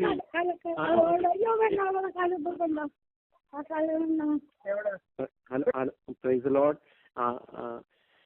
ആൺപിള്ളേർ കുറച്ചുകൂടെ ഇച്ചിരൂടെ ലേറ്റ് ആയിട്ടാ അവര് മെച്യൂർ ആകുന്നത്. അപ്പം എനിക്ക് വരുന്ന കല്യാണ ആലോചനകളെല്ലാം എനിക്ക് ഡാഡി മമ്മിയോടും പറയാൻ പേടി. ആ കൊച്ച് അപ്പൊ എന്നോട് സംസാരിക്കാൻ പറഞ്ഞു കഴിഞ്ഞാൽ ഞാൻ ആദ്യം ചോദിക്കുന്നത് ആ ചോദ്യം രക്ഷിക്കപ്പെട്ടതാണോ എന്നായിരിക്കും ഞാൻ ചോദിക്കുന്നത്. അപ്പം മിക്കവാറും ഈ മാർത്തോമയിലെ പെൺപിള്ളേർ ആരും രക്ഷിക്കപ്പെട്ടതല്ല. അപ്പം ഞാൻ തീരുമാനിച്ചു. അപ്പം ഞാൻ പറഞ്ഞു, ഡാഡി മമ്മി ഞാൻ ആരോടും സംസാരിക്കാനൊന്നും പോകുന്നില്ല. അവരുടെ ഫോട്ടോ എന്നെ കാണിച്ചാൽ മതി. ഫോട്ടോ വല്ലതും ഉണ്ടെങ്കിൽ അവരയക്കുവാണെങ്കിൽ ഫോട്ടോ എന്നെ കാണിച്ചാൽ മതി. അപ്പൊ ദൈവത്തിന്റെ വലിയൊരു വഴി എന്ന് പറഞ്ഞു കഴിഞ്ഞെങ്കിൽ ദൈവമക്കളെ എങ്ങനെയൊക്കെ പരിപാലിക്കുന്നതെന്ന് പറഞ്ഞു കഴിഞ്ഞാൽ നമ്മൾ ആരും അറിയുന്നില്ല. പലപ്പോഴും ഈ ഫോട്ടോ ഒക്കെ വരുമ്പം മിക്ക ഫോട്ടോകളും ഈ മാർത്തോമയിലെ പെൺപിള്ളേര് സ്റ്റൈലാണോ അല്ലെ അവരുടെ സാധാരണ ഒരു നടപ്പാണോ എന്നറിയത്തില്ല. മിക്ക ഫോട്ടോയും എൻ്റെ കൈ കിട്ടുന്ന ഫോട്ടോ അല്ല എന്നെ കാണിക്കുന്ന ഫോട്ടോ ഇല്ല പെൺപിള്ളേരെല്ലാരും ചെറിയൊരു പൊട്ട് തൊട്ട ഫോട്ടോയാ. ഈ ഫോർഹെഡില് നെറ്റിയില് പൊട്ട് തൊടുന്ന ഒരു ഫോട്ടോ ആയിരിക്കും. അപ്പൊ ഞാൻ ഈ ഫോട്ടോ കണ്ട ഉടനെ എന്റെ മനസ്സിൽ നോ അങ്ങ് പറയും. എന്റെ മനസ്സിലേ പറയത്തുള്ളൂ, അവരോട് പറയത്തില്ല, ഡാഡി മമ്മിയോടും പറയത്തില്ല, നോ എന്ന് പറയത്തില്ല. ഡാഡി മമ്മിയോടും എന്താ കാരണം എന്ന് പറയത്തില്ല. കാരണം ഈ പൊട്ട തലയിൽ പൊട്ട് തൊട്ടിട്ടുണ്ട് നെറ്റിയില്. അപ്പൊ ഈ നെറ്റി തൊട്ടിരിക്കുന്ന പൊട്ട് കാണുമ്പം അവര് ചിലപ്പോൾ ഈ പൊട്ടൊക്കെ എന്ന് പറഞ്ഞാൽ ചെറിയ വളരെ മറുക് പോലെ ചെറിയ പൊട്ടായിരിക്കും, പക്ഷെ എനിക്കത് കണ്ടാൽ മനസ്സിലാകും. അപ്പൊ ഞാനത് കണ്ടിട്ട് ഞാൻ ഇവരോട് പറയും എനിക്ക് ഇഷ്ടപ്പെട്ടില്ല എന്ന് പറഞ്ഞ് അങ്ങനെ കാരണം എന്ന് ഒന്നും ഞാൻ പറയത്തില്ല. അപ്പം അവരും അങ്ങ് ഓക്കെ. പക്ഷേ അതേസമയത്ത് ഞാൻ കാരണം പറഞ്ഞു കഴിഞ്ഞെങ്കിൽ അവര് ഒരു പക്ഷെങ്കിൽ ഈ പെൺപിള്ളേരുടെ ഫോട്ടോ പൊട്ട് തൊടാത്ത ഫോട്ടോയെ ഇവരോ പെൺപിള്ളേരുടെ മാതാപിതാക്കളോട് ചോദിക്കത്തുള്ളൂ. അങ്ങനെ ചിലപ്പോൾ ഞാൻ തെറ്റിപ്പോയി ഒരു ബന്ധത്തിൽ വീഴാൻ സാധ്യതയുണ്ടാകും. പക്ഷെ ദൈവം അങ്ങനെ ഒരു അണ്ടർസ്റ്റാൻഡിങ്, ഒരു സെപ്പറേഷൻ, അത് എങ്ങനെയാ ഫിൽട്ടർ, മലയാളത്തിലൊരു വാക്ക് എനിക്ക് വരുന്നില്ല, പക്ഷെ ഒരു ഫിൽട്ടർ ദൈവം എന്റെ മനസ്സിൽ ഇട്ടു തന്നു. ഇത് നിനക്കൊരു ഫിൽട്ടർ ആയിരിക്കണം, ഒരു പൊട്ട് തൊടുന്ന കൊച്ചുണ്ടെങ്കിൽ നീ അതൊന്നു. അപ്പം അതിൻ്റെ നിനക്ക് മനസ്സിലാകും ഈ കൊച്ച് രക്ഷിക്കപ്പെട്ടതല്ല. അങ്ങനെ കുറെ ദിവസങ്ങൾ കുറെ ഫോട്ടോസൊക്കെ ഇങ്ങനെ വന്നു. എല്ലാത്തിനും നോന്ന് ഞാൻ പറയാൻ തുടങ്ങിയപ്പം എന്റെ ഫാദർ പറഞ്ഞു, എന്നാ ഓക്കെ കുഴപ്പമില്ല, ഞാൻ എന്നാ നാട്ടിൽ ഇന്ത്യയിൽ പോയിട്ട് ഞാൻ അവിടെന്ന് ഞാൻ നല്ല പെൺപിള്ളേർ വല്ലതും ഉണ്ടെങ്കിൽ ഞാൻ അവിടെന്ന് ഫോട്ടോ അയക്കാം. പക്ഷേ ഞാൻ പറഞ്ഞിട്ടില്ലേ പൊട്ട എന്റെ ഫിൽട്രേഷൻ സിസ്റ്റം അല്ല ഫിൽറ്ററിങ് ക്രൈറ്റീരിയ ഈ പൊട്ടാന്ന് ഞാൻ ഇവരോട് പറഞ്ഞിട്ടില്ല. അപ്പൊ നാട്ടിൽ ചെന്നിട്ടാണേലും ഡാഡി ഇടയ്ക്ക് അവിടെ ചെന്ന് കഴിഞ്ഞ ഉടനെ കുറെ ഫോട്ടോസൊക്കെ അവിടെ നാട്ടിൽ നിന്ന് അയക്കാൻ തുടങ്ങി. അയച്ചു കഴിഞ്ഞപ്പം ഇതുപോലെ ഞാൻ നോ തുടരാൻ തുടങ്ങി. നോ. പക്ഷെ അറ്റ് ദ സെയിം ടൈം ഞാൻ അവരോട് പറയത്തുമില്ല, എന്താ കാരണം എന്ന് ഞാൻ പറയത്തില്ല അവരോട്. അപ്പൊ ഇത്രയായപ്പം എന്റെ ഫാദർ പറഞ്ഞു, അങ്ങനെയാണെങ്കിൽ ഇത് കേക്ക്, ഞാൻ ഇനി ഇവിടെന്ന് ഒരു ഫോട്ടോയും നിനക്കിനി ഞാൻ അയച്ചു തരുന്നില്ല. എന്ന് നിനക്ക് കല്യാണം കഴിക്കണമെന്ന് തോന്നും അന്ന് നീ ഫ്ലൈറ്റ് എടുത്ത് പ്ലെയിൻ കയറി നീ ഇങ്ങോട്ട് വന്നാൽ ഇവിടെ വരുമ്പം നിനക്ക് ഇഷ്ടമുള്ള കൊച്ചിനെ കണ്ടിട്ട് നിനക്ക് ഇഷ്ടമുണ്ടെങ്കിൽ കല്യാണം കഴിക്കാം, ഇല്ലെങ്കിൽ നിനക്ക് തിരിച്ചു പോകാം. അങ്ങനെ പറഞ്ഞു ഡാഡി ഫോൺ ഹാങ്കപ്പ് ചെയ്ത് പറഞ്ഞു, ഇനി ഞാൻ ഒരു ഫോട്ടോ പോലും അയക്കത്തില്ല. ഇത് കേട്ടപ്പം എനിക്ക് ചെറിയൊരു പേടിയും ഭയവും, എൻ്റെ അപ്പനും അമ്മയും ഒക്കെ എന്നെ കൈവിട്ടോ എന്നുള്ളൊരു ചെറിയൊരു പേടി. അപ്പം അത്രയും പറഞ്ഞപ്പം എനിക്ക് ഇതിനെക്കുറിച്ച് കുറച്ച് സീരിയസ് ആകാൻ തുടങ്ങി. എടാ ഇത് സീരിയസ് ഒരു മാറ്റർ ആണല്ലോ. നമ്മളെ ജീവിതത്തിൽ രക്ഷിക്കപ്പെടുന്നത് സ്നാനപ്പെടുന്നത് കഴിഞ്ഞിട്ട് ഏറ്റവും വലിയൊരു ഡിസിഷൻ എന്ന് പറഞ്ഞു കഴിഞ്ഞാൽ കല്യാണമാണ് നമ്മുടെ എല്ലാവരുടെയും ജീവിതത്തിൽ. ആ ഒരു ഡിസിഷൻ തെറ്റായിട്ട് എടുത്തു കഴിഞ്ഞെങ്കിൽ പലപ്പോഴും പലർക്കും പല തെറ്റുകൾ സംഭവിച്ചിട്ടുണ്ട്, നമുക്ക് എല്ലാവർക്കും അറിയാം. അങ്ങനെ ആകല്ലേ എന്നുള്ള വലിയൊരു ഭയവും പേടി എൻ്റെ ജീവിതത്തിൽ ഉണ്ടായിരുന്നു. അതുമാത്രമല്ല, ഞാൻ കഴിഞ്ഞ ആഴ്ച ഞങ്ങൾ സംസാരിച്ചായിരുന്നല്ലോ, എനിക്ക് ജോലി കിട്ടി. ഞാൻ മിനസോട്ടയിൽ ആയിരുന്നു 1 വർഷം. അവിടെ താമസിച്ചുകൊണ്ടിരുന്നപ്പം ബാച്ചിലറായിട്ട് താമസിച്ചുകൊണ്ടിരുന്നപ്പോൾ എൻ്റെ കൂടെ ജോലി ചെയ്യുന്ന പലരും ഇന്ത്യൻസ് ജോലി കഴിഞ്ഞ് അവർ നേരെ ബാറിലോട്ട് പോവുകയും പല വൃത്തികെട്ട കാര്യങ്ങളിലൊക്കെ അവർ ഇടപെടുകയൊക്കെ ചെയ്തപ്പം ഒക്കെ ദൈവം എന്നെ മാറ്റി നിർത്തി. എന്നെ ദൈവഭയവും ദൈവത്തിന്റെ വചനത്തോടൊരു ഭയം ഉണ്ടായിരുന്നത് കൊണ്ട് ആ കാര്യത്തിലൊന്നും എനിക്ക് അങ്ങോട്ട് പോകുവാൻ ദൈവം എന്നെ ഇടവരുത്തിയില്ല. തെറ്റിപ്പോകാൻ വളരെ ചാൻസ് ഉണ്ടായിരുന്നു. അപ്പനും അമ്മയും ആരും കൂടെയില്ല, നോക്കാനോ സൂപ്പർവൈസ് ചെയ്യാനോ ആരുമില്ല. പൈസയുണ്ട്, ശമ്പളമുണ്ട്, കാറുണ്ട്, അപ്പാർട്ട്മെന്റ് ഉണ്ട്, എന്ത് വേണേ ചെയ്യാം. പക്ഷെ ദൈവഭയം ചെറുപ്പം മുതലേ മനസ്സിൽ ഉണ്ടായിരുന്നുകൊണ്ട്, രക്ഷിക്കപ്പെട്ട സമയം മുതലേ ദൈവഭയവും ദൈവത്തിന്റെ വചനത്തോടൊരു ഭയം ഉണ്ടായിരുന്നത് കൊണ്ട് തെറ്റായിട്ട് ഒരു രീതിയിൽ നടക്കുവാനോ പോകുവാനോ ദൈവം ഇടവരുത്തിയില്ല. അതിനായി ഞാൻ ദൈവത്തെ സ്തുതിക്കുന്നു. അതുമാത്രമല്ല, ഞാൻ മാതാപിതാക്കളോട് പറയാനായിട്ടുള്ള വേറെ ഒരു കാര്യം എന്നാന്ന് പറഞ്ഞു കഴിഞ്ഞെങ്കിൽ, മക്കളെ ഒരു സ്ഥലത്തോട്ട് വിട്ടെങ്കിൽ, ഫോർ എക്സാമ്പിൾ നമ്മളിപ്പോൾ മെക്സിക്കോയിൽ ഒരു ജോലി കിട്ടി, അവിടെ ജോലി ചെറുപ്രായം ഒരു 20, 22, 23 അല്ലെങ്കിൽ 25 വയസ്സ്, ഞാൻ ഒരു എക്സാമ്പിൾ ആയിട്ട് പറയുന്നേ ഉള്ളൂ. മെക്സിക്കോയിലോട്ട് ജോലി കിട്ടി, അവിടെ പോയി അവിടെ 5-6 ജോലി ചെയ്ത് അവിടെ താമസിക്കുന്ന ഒരു പയ്യൻ അല്ലെ ഒരു മകള് കല്യാണപ്രായമായ ഒരു പൈതൽ അവിടെ താമസിക്കുമ്പം ആ ഒരു പ്രായത്തിൽ ആരെയാ കണ്ടുമുട്ടുന്നതും എപ്പോഴാ അവര് സ്നേഹത്തിൽ വീഴുന്നതും നമുക്ക് പറയാൻ പറ്റത്തില്ല. സോ അത് വളരെ ശ്രദ്ധിക്കേണ്ട ഒരു കാര്യമാണ്. മാതാപിതാക്കളെ ശ്രദ്ധിക്കേണ്ട ഒരു കാര്യമാണ്. നമ്മൾ ശ്രദ്ധിച്ചില്ലെങ്കിൽ പലപ്പോഴും അത് ഒരു തെറ്റായിട്ടുള്ള ഒരു ബന്ധത്തിൽ വീണ് കഴിഞ്ഞിട്ട് പിന്നെ അതിനെക്കുറിച്ച് വിഷമിച്ചിട്ട് കാര്യമില്ല.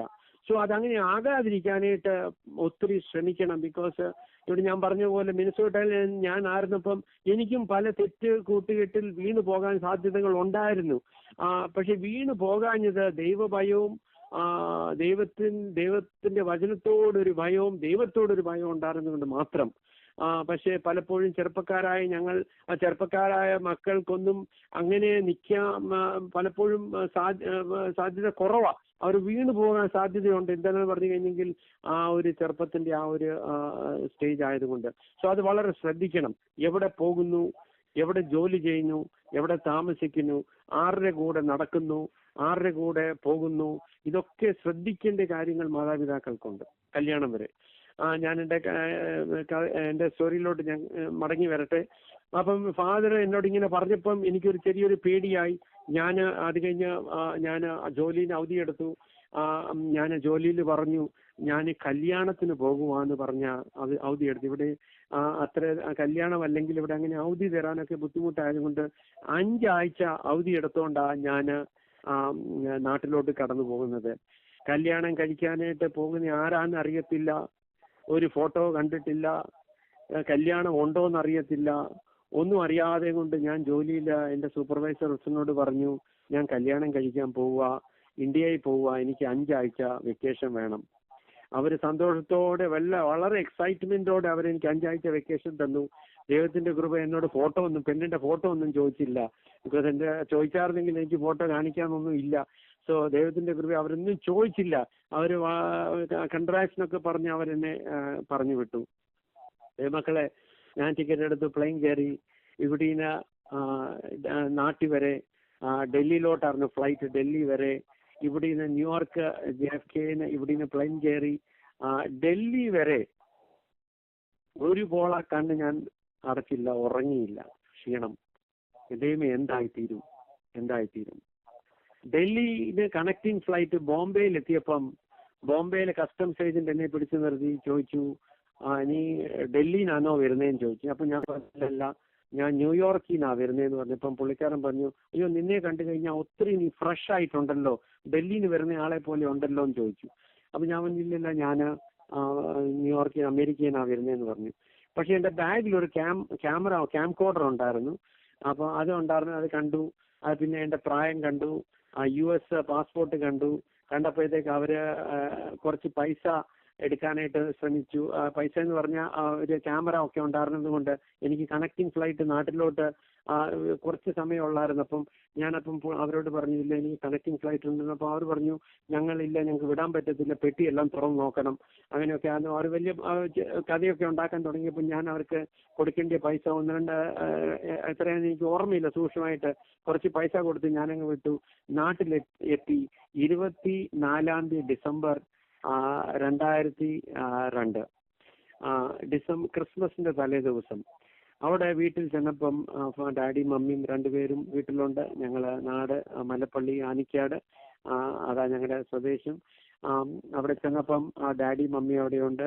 ഡാഡിയുടെ കയ്യില് ഒരു കെട്ട് ഫോട്ടോ, ഒരു 10-20-25 ഫോട്ടോ, പെണ്ണുങ്ങളുടെ ഫോട്ടോ, കല്യാണ ആലോചനകൾ വന്ന ഫോട്ടോ എന്റെ മുമ്പോട്ട് ഇട്ട് തന്നിട്ട് പറഞ്ഞു, നീ സെലക്ട് ചെയ്, ആരെ വേണം, ഇതിന്റെ നീ സെലക്ട് ചെയ്യാൻ പറഞ്ഞു. ഒന്നോർത്ത് നോക്കിയേ, ഇങ്ങനെ വലിയൊരു ഡിസിഷൻ എടുക്കണം.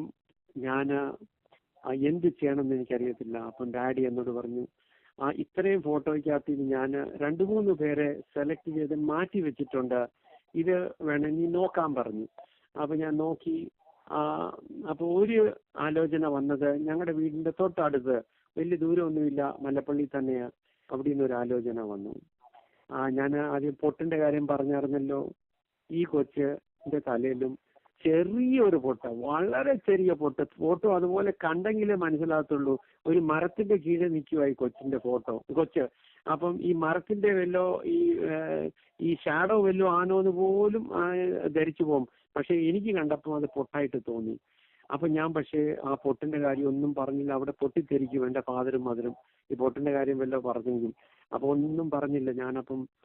പിന്നെ രണ്ടാമത്തെ ഫോട്ടോ കാണിച്ച് അടൂർ അതിനുള്ള എന്റെ വൈഫിന്റെ നിഷയുടെ ഫോട്ടോയാണ് കാണിച്ചത്. അപ്പം പിന്നെ മൂന്നാമത്തെ ഒരു കൊച്ച് ഹൈദരാബാദിൽ നിന്ന് വന്ന ഒരു ആലോചന, ഈ പെൺപിള്ളേരുടെ ഫോട്ടോ മാറ്റി വെച്ചാൽ ഈ 10-25 ഫോട്ടോയ്ക്കകത്തിന്ന്. അപ്പൊ ഇതിന്റെ മൂന്നിന്റെ അപ്പൊ ഡാഡി എന്നോട് ചോദിച്ചു, 24 ഡിസംബർ ക്രിസ്മസിനെ തലേ ദിവസം ചോദിച്ചു, നിനക്ക് എവിടെ പോകണം, നമുക്ക് അവിടെ പോകാം. അപ്പൊ ഞാൻ പറഞ്ഞു, അങ്ങനെയാണെങ്കിൽ പ്രാർത്ഥിച്ച് ഞാനിങ്ങനെ ആലോചിച്ച് ഞാൻ പറഞ്ഞു, നമുക്കെന്നാ അടൂർ ഉള്ള ഈ കൊച്ചിന്റെ വീട്ടിലോട്ട് അങ്ങ് പോകാം. അപ്പം ഉടനെ ഡാഡി പറഞ്ഞു, മോനെ അടൂർ നല്ല ദൂരമാ ഈ മല്ലപ്പള്ളിന്ന്, 1.5-2 മണിക്കൂർ യാത്രയാ. ഇവിടെ മല്ലപ്പള്ളി തൊട്ടടുത്ത് ഈ ഒരു കൊച്ചുണ്ടല്ലോ, ആ കൊച്ചിനെ ഒന്ന് പോയി കണ്ടിട്ട് നിനക്ക് ഇഷ്ടപ്പെട്ടില്ലെങ്കിൽ അടൂർ പോയാ പോരെ. അത് ന്യായമായിട്ടുള്ളൊരു കാര്യമാണ് ഡാഡി ചോദിച്ചത്. അപ്പൊ എനിക്കറിയത്തില്ല ദൈവം എങ്ങനെ എന്നിൽ ധൈര്യം എനിക്ക് തന്നു. പക്ഷെ ഞാൻ പറയില്ല ഡാഡി വേണ്ട, നമുക്ക് അടൂറുള്ള കൊച്ചിനെ പോയി നോക്കിയിട്ട്, ഹൈദരാബാദിലോ പോകാൻ പറ്റത്തില്ല ദൂരെ ആയതുകൊണ്ട്, അപ്പൊ അടൂറുള്ള കൊച്ചിനെ പോയി നോക്കിയിട്ട് ഇഷ്ടപ്പെട്ടില്ലെങ്കിൽ പിന്നെ മല്ലപ്പള്ളിയിലുള്ള കൊച്ചിനെ വന്ന് കാണാം. അപ്പം അത് പിന്നെ ഡാഡി ഞങ്ങളുടെ ബന്ധുക്കാരോടൊക്കെ വിളിച്ചു പറഞ്ഞപ്പോ അവരെല്ലാം മാർത്തോമായി യാക്കോബക്കാരൊക്കെയാ, അതിൽ വിശ്വാസമുള്ളവരുണ്ട് ഇല്ലാന്നല്ല. പക്ഷെ എല്ലാവരും പറഞ്ഞു, ന്യായമായിട്ട് നോക്കിയപ്പം അടുത്തുള്ള കൊച്ചിനെ കണ്ടിട്ട് ദൂരത്ത് പോരെ എന്നെ എല്ലാവരും എന്നോട് പറഞ്ഞു. പക്ഷേ ദൈവത്തിന്റെ ആത്മാവ് എന്നെ പിടിച്ചു നിർത്തി പറഞ്ഞു, ഇല്ല നീ ദൂരെ. പക്ഷെ എനിക്ക് ആരോടും പറയാൻ മേല, തുറന്ന് സംസാരിക്കാൻ മേല. ബിക്കോസ് ഡാഡി മമ്മിയും പറഞ്ഞ പോലെ അവര് മാർത്തമേല നല്ല വിശ്വാസികളാന്ന് പറഞ്ഞാലും പല കാര്യങ്ങൾ, ആത്മീയ കാര്യങ്ങൾ, ഇങ്ങനത്തെ കാര്യങ്ങളൊന്നും അങ്ങനെ തുറന്ന് സംസാരിക്കാൻ മേല എനിക്ക് ഡാഡി മമ്മിയോടും. അപ്പം നിങ്ങളെ കേൾക്കുന്നവരെല്ലാം വിശ്വാസികളാണെന്ന് എനിക്കറിയാം. അപ്പം നിങ്ങള് ആത്മാർത്ഥമായിട്ട് മക്കൾക്ക് വേണ്ടി പ്രാർത്ഥിക്കുന്നവർ ആണോ എനിക്കറിയാം. അപ്പം നിങ്ങളുടെ മക്കൾക്ക് എന്തുമാത്രം കുറച്ചുകൂടി ഈസിയാ, അല്ലെ അവരെന്തുമാത്രം അനുഗ്രഹിക്കപ്പെട്ട പിള്ളേരാ മാതാപിതാക്കൾ പ്രാർത്ഥിക്കുന്നവർ ഉള്ളത് കൊണ്ട്. എന്റെ ഡാഡി മമ്മി പ്രാർത്ഥിക്കുന്നവരല്ല എന്നല്ല ഞാൻ ഈ പറഞ്ഞത്, പക്ഷേ അവർക്ക് ആത്മീയമായിട്ടുള്ള കാഴ്ചപ്പാട് അവർക്ക് ഇച്ചിരി കുറവായിരുന്നു. പക്ഷെ അതെനിക്കത് പറഞ്ഞ് മനസ്സിലാക്കാൻ പറ്റിയില്ല. അത് മാത്രമല്ല, എന്റെ മാതാപിതാക്കൾ ആയതുകൊണ്ട് എനിക്ക് അവരോട് പറഞ്ഞ് വിഷമിപ്പിക്കാൻ എനിക്ക് ബുദ്ധിമുട്ടായിരുന്നു. സോ അതുകൊണ്ട് ഞാനൊന്നും പറഞ്ഞ് വിഷമിപ്പിച്ചില്ല അവരെ. അപ്പൊ ഞാനിങ്ങനെ പറഞ്ഞു, അവർ സമ്മതിച്ചു. എനിവേ ഞങ്ങൾ അടൂർ നല്ല ദൂരമായിരുന്നല്ലോ, മല്ലപ്പള്ളി അടൂർ 1.5 മണിക്കൂർ ദൂരെ യാത്ര കഴിഞ്ഞ് അവിടെ ചെന്നപ്പം ഓർക്കണം, ഞാൻ ന്യൂയോർക്കിൽ ചെന്ന ഒരാള്, ഞങ്ങൾ കാറയിൽ അവിടെ ചെന്നു. അടൂർ ജംഗ്ഷൻ, നിങ്ങൾ അടൂരിൽ കൂടെ പോയ ആൾക്കാരുണ്ടെങ്കിൽ ഈ ഫോൺ ലൈനിലുണ്ടെങ്കിൽ, അടൂരിലൊരു ജംഗ്ഷനിൽ അവിടെ ഒരു മരമുണ്ട്, ആലിന്റെ മരം, ആ ഒരു ജംഗ്ഷൻ, ആ ഒരു കവലയില്. അവിടെ ഞങ്ങൾ പോയി കാറ് പാർക്ക് ചെയ്തപ്പം ഒരു വെള്ളം കുടിക്കാം, ഇത്രയും ദൂരയാത്ര കഴിഞ്ഞ് വന്നതല്ലേ, വെള്ളം കുടിക്കാന്ന് പറഞ്ഞാൽ അവിടെ ഡ്രൈവർ നിർത്തിയപ്പം ഞാൻ വണ്ടിയിൽ ഇറങ്ങിയപ്പം എന്റെ മനസ്സിലൊരു കാര്യം, എന്റെ മനസ്സിൽ ഒരു കാര്യം വന്നു. നഥാനിയേൽ പറഞ്ഞൊരു കാര്യം, ബേത്ലഹേമിൽ എന്ത് നന്മ വരാൻ പോകുന്നു, നസറേത്തീന് എന്ത് നന്മ വരാൻ പോകുന്നു. യേശുയുടെ കാര്യം കേട്ടപ്പം നഥാനിയേൽ പറഞ്ഞ ഒരു കാര്യം, എന്ത് നന്മ ഇനി സംഭവിക്കാൻ പോകുന്നത്. അതേ വാക്ക് എന്റെ മനസ്സിൽ കൂടി ഓടിപ്പോയി. ഈ പൊടിയും ട്രാഫിക്കും ഇടത്തും വലത്തും പൊടി വന്നു. അയ്യോ, നാട്ടിലെ അവസ്ഥ നമുക്കറിയാമല്ലോ. അതൊക്കെ കണ്ടപ്പം എന്റെ മനസ്സങ്ങ് പിന്നെയും ചഞ്ചലിക്കാൻ തുടങ്ങിയിട്ടത്, എന്ത് നന്മയായി പട്ടണത്തിന് വരാൻ പോകുന്നത്. അങ്ങനെ പറഞ്ഞ് ഞാൻ വെള്ളം കുടിച്ച്, ഞങ്ങൾ അവിടെ നിന്ന് സോഡ കുടിച്ച് കുറച്ച് നേരം കഴിഞ്ഞപ്പം എന്റെ വൈഫിന്റെ ഫാദറും അങ്കിളും ഒക്കെ അവര് ഞങ്ങളെ പിക്ക് ചെയ്യാൻ അവിടെ വന്നു. ഇച്ചിരി അകത്തോട്ടായത് കൊണ്ട് വഴി തെറ്റി പോകണ്ടാന്ന്. മക്കളെ ഓർക്കണം, ഞങ്ങൾ 5-6 പേർ ആ വണ്ടിയിലുള്ളത്. ദൈവത്തോട് പോരാടുന്നത് ഞാനാ, കല്യാണം കഴിക്കാൻ പോന്ന മകൻ ഞാനാ പോരാടുന്നത്. ദൈവത്തോട് മല്ല് പിടിക്കുക മനസ്സിൽ. എന്റെ ദൈവമേ, ഇത്രയും ദൂരം വണ്ടി ഓടിച്ചു വന്നു, ഇവിടെ വന്നിട്ട് എല്ലാം കുളമായി പോയെങ്കിൽ ഇനി യാത്ര തിരിച്ചു പോകുന്ന യാത്രയിൽ എന്തായിത്തീരും, എന്തായിരിക്കും ഇവരെല്ലാം പറയുന്നത് എന്നോട്, അല്ലെ പിന്നെ എന്റെ ജീവിതത്തിൽ എന്താ വലിയൊരു തീരുമാനം എടുക്കാൻ പോവല്ലേ, എന്നെ തെറ്റായിട്ടുള്ള വഴിയിലോ തെറ്റായിട്ടുള്ള വീട്ടിലോട്ടൊന്ന് എന്നെ കൊണ്ടുപോകല്ലേ, ഇങ്ങനെ ദൈവത്തോട് ഞാൻ പ്രാർത്ഥിച്ചുകൊണ്ടാ പോയത്. അതേ മക്കളെ, ഞാൻ സമയമായതുകൊണ്ട് ഞാൻ 2-3 മിനിറ്റ് കൊണ്ട് 5 മിനിറ്റിനകം പറഞ്ഞ് ഞാൻ നിർത്താം. ഞങ്ങള് ഭവനത്തിൽ കയറി ചെന്നപ്പം അവിടെ വെള്ളമൊക്കെ കുടിച്ചു കഴിഞ്ഞ ഉടനെ എൻ്റെ വൈഫിന്റെ ഫാദർ പറഞ്ഞു, പിള്ളേർ തമ്മിൽ സംസാരിക്കട്ടെ എന്ന് പറഞ്ഞ് ഞങ്ങൾ മേളിലോട്ട് കയറി ചെന്നു. ആ സമയത്ത് ഞാൻ എൻ്റെ വൈഫ് കഴിഞ്ഞ ദിവസം പറഞ്ഞപ്പം പുള്ളിക്കാരി 21 ദിവസം കഴിഞ്ഞിരിക്കുമായിരുന്നു. പാസ്റ്റർ എം എ വർഗീസ് എൻ്റെ ചർച്ചിൽ ബാംഗ്ലൂരിൽ അർപ്പിക്കപ്പെട്ടതും സ്നാനപ്പെട്ടതും, അത് കഴിഞ്ഞ് 21 ദിവസം ബ്ലസ് പത്തനംതിട്ട ഒരു കോൺഫറൻസ് അറ്റൻഡ് ചെയ്ത് അവിടെ 21 ദിവസം ഉപവസിച്ച് പ്രാർത്ഥിച്ച് അവിടെ ഇരുന്നോണ്ടിരുന്ന സമയങ്ങൾ ഒരു ദിവസം രാത്രി ദൈവം ഒരു കാഴ്ച കൊടുത്തു.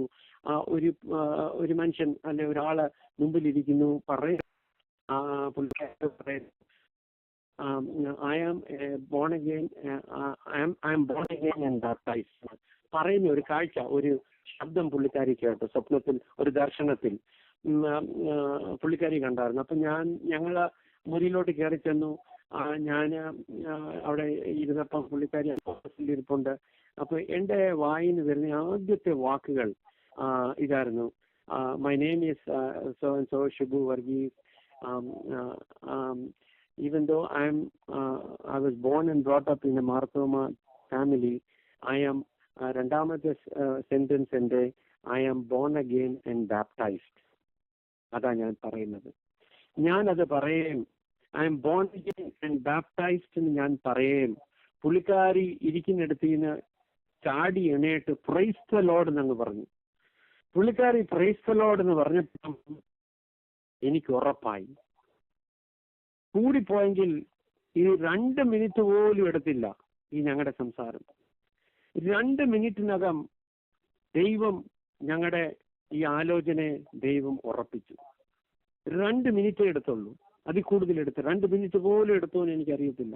ഞങ്ങൾ അവിടെ പിന്നെ അത് കഴിഞ്ഞ് കുറച്ചു നേരമൊക്കെ സംസാരിക്കുക അല്ലാതെ കൊണ്ട്, വേറെ കാര്യങ്ങൾ സംസാരിക്കുക അല്ലാതെ കൊണ്ട്, പക്ഷെ ഞങ്ങള് ഈ തീരുമാനത്തിലെത്തിയത് 1 മിനിറ്റ് ചിലവാന സമയത്തിനകം ഞങ്ങൾ തീരുമാനത്തിലെത്തി. എന്താന്ന് പറഞ്ഞു കഴിഞ്ഞെങ്കിൽ, ദൈവത്തെ മാനിക്കുന്നവന് ദൈവം മാനിക്കും ദൈവവചനം ഉള്ളത് കൊണ്ട് ഞങ്ങൾ രണ്ടുപേരും ദൈവത്തെ മാനിച്ചു, മാതാപിതാക്കളെ മാനിച്ചു. ദൈവം ഞങ്ങളെ രണ്ടുപേരും, എൻ്റെ മാതാവും പിതാവും മാർത്തോമാ കുടുംബം, എൻ്റെ വൈഫിന്റെ മാതാവും പിതാവും അവരും മാർത്തോമാ കുടുംബം. പക്ഷെ ഞങ്ങൾ രണ്ടുപേരും രക്ഷിക്കപ്പെട്ട് സ്നാനപ്പെട്ടവർ. ദൈവത്തിന്റെ ഓരോ പദ്ധതികൾ, ദൈവത്തിന്റെ വഴികൾ നമുക്കൊന്നും പറഞ്ഞറിയിപ്പിക്കാൻ പറ്റത്തില്ല. പലപ്പോഴും നിങ്ങൾ ഓർക്കുമായിരിക്കും, നമുക്കെല്ലാവർക്കും ഓർക്കാം, ദൈവം ഇങ്ങനെയൊക്കെ ചെയ്തിട്ടും എന്താ ഇത്രയും താമസിച്ചു, ഇതുവരെയും ഒരു തലമുറ ദൈവം തരാഞ്ഞത് എന്നൊക്കെ നമുക്ക് ചോദിക്കാം, എനിക്കും ചോദിക്കാം. ഞാൻ പറയട്ടെ, ഒരു വാക്കൂടെ പറഞ്ഞ് ഞാൻ നിർത്താം. ഇൻ കേസ് ഞങ്ങളുടെ തീരുമാനം ദൈവത്തിൽ അല്ലായിരുന്നെങ്കിൽ ഇന്ന് ഞങ്ങൾ കഴിഞ്ഞ വർഷങ്ങൾ ഞങ്ങൾ ബുദ്ധിമുട്ടുകൾ പ്രയാസങ്ങൾ വേറെ ആർക്കും അതിജീവിക്കാൻ പറ്റത്തില്ല. ദൈവത്തിൽ ആയിരുന്നത് കൊണ്ട് മാത്രം ദൈവം ഇതുവരെയും ഞങ്ങളെ പിടിച്ചു നിർത്തി. അന്ത്യം വരെയും ദൈവം പിടിച്ചു നിർത്താൻ കഴിവുള്ള ദൈവമാണ്. ബിക്കോസ് എന്തെങ്കിലും ഉണ്ടെങ്കിൽ ദൈവത്തിലോട്ട് നോക്കാം. ദൈവമേ, നീ പറഞ്ഞിട്ടാ ഞങ്ങൾ ഇതെല്ലാം ചെയ്തത്, നീ പറഞ്ഞിട്ടാ ഞങ്ങൾ ഇതിനു വേണ്ടി ഇറങ്ങിത്തിരിഞ്ഞ്, നീ പറഞ്ഞതുപോലെ മാത്രം ഞങ്ങൾ നടന്നു, നീ പറഞ്ഞതുപോലെ മാത്രം ഞങ്ങൾ ചെയ്തു, നീ പോകാൻ പറഞ്ഞിടത്ത് ഞങ്ങൾ പോയി, നീ ചെയ്യാൻ പറഞ്ഞ കാര്യങ്ങൾ മാത്രം ഞങ്ങൾ ചെയ്തു. ഞങ്ങൾ പെർഫെക്റ്റ് ആണെന്നല്ല ഞങ്ങൾ ഈ പറയുന്നത്. പക്ഷേ ദൈവമേ, ഞങ്ങളുടെ തീരുമാനങ്ങളെല്ലാം കർത്താവല്ലേ കണ്ടത്, നിന്റെ മുമ്പിലല്ലേ ഞങ്ങൾ തീരുമാനമല്ലേ എടുത്തത്. സോ അതുകൊണ്ട് ആ ഒരു പ്രത്യാശയിൽ, ആ ഒരു ധൈര്യത്തിൽ ഞങ്ങൾ ദൈവത്തിൽ പ്രത്യാശപ്പെട്ട് ഞങ്ങൾ ഇരിക്കുന്നു.